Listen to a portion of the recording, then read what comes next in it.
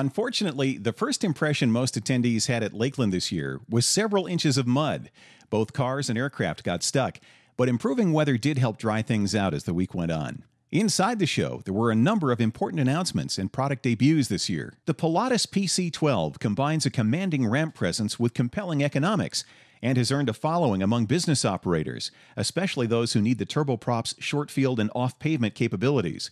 At Lakeland, the company was showing off the PC-12NG, as in next generation, with upgraded power plant and interior, and Honeywell avionics which integrate aircraft functions like never before.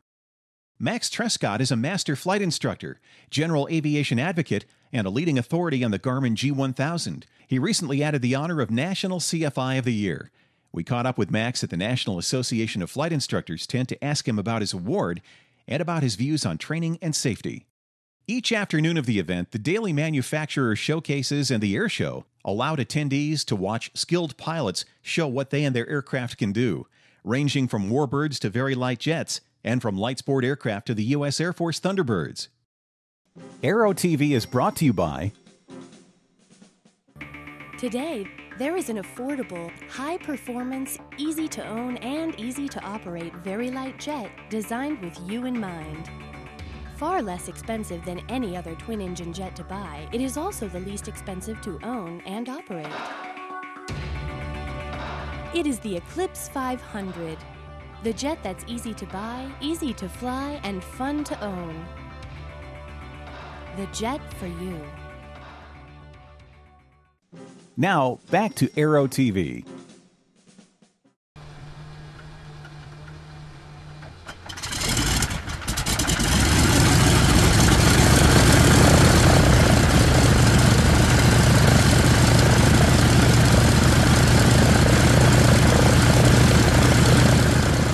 Dan Grider brought the Herpa DC-3 to Lakeland this year. The towering presence of the 30s vintage airliner, which was visible above the other planes on the ramp from almost anywhere on the airport, provided great exposure for his sponsor, as well as for Dan's flight school in Atlanta, where you can still earn a type rating in the DC-3. The Douglas DC-3 is one of the most recognized types in aviation history, due in part to its success as an airliner, but also due to its contributions during the Second World War. Dan Grider shared some details on the plane with Aero-TV. Delta Connection Academy had great news for students who've decided to pursue an airline career. Through a partnership with Embry-Riddle Aeronautical University, pilot ratings earned at Delta Connection Academy will be counted as up to 36 hours of credit at Embry-Riddle. Since a 4-year degree is something the airlines expect, this is great news for ab initio students watching their budgets. Aero-TV got to spend a few minutes with Tom Poberezny, president of the Experimental Aircraft Association. Looking fit and rested after dodging a major health scare, Tom spoke with us about what's ahead for the home-built movement, the 51% rule, and AirVenture Oshkosh 2008. Aero-TV is brought to you by... Cirrus aircraft have always been easy to fly. Now they're easier than ever to buy. A complete line of ownership programs gives you everything you need to purchase, trade, finance, lease, insure, and warranty your Cirrus. There's even an ownership program for non-pilots. The Cirrus Access Pilot can teach you how to fly, or fly the plane for you. Find out more at www.cirrusdesign.com. Cirrus, for the love of flying. Now, back to Aero-TV.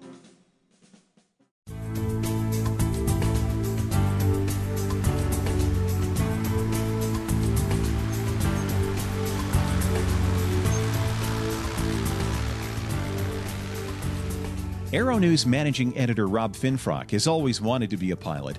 Aero-News readers know Rob's quest for a certificate was interrupted by a battle with cancer. At Lakeland this year, Rob finished up his requirements and passed his check ride to become a sport pilot. Liberty Aircraft, which at one time appeared to be struggling to get its XL2 two-seat trainer to market, announced a new model called the Vanguard, reported progress on extending the life limit for its composite fuselages, and was very forthcoming in discussing with us the company's challenges, how they're being solved, and its 600-plane deal in China. After Garmin made the announcement that its ubiquitous G1000 glass panel can now be equipped with synthetic vision technology, Cessna followed up by announcing it would offer the system as an option on some G1000-equipped planes starting in July. Just when we thought things couldn't get any more exciting on that front, Diamond Aircraft Industries one-upped everyone by bringing the first Garmin-equipped DA-40 XLS with synthetic vision to Lakeland.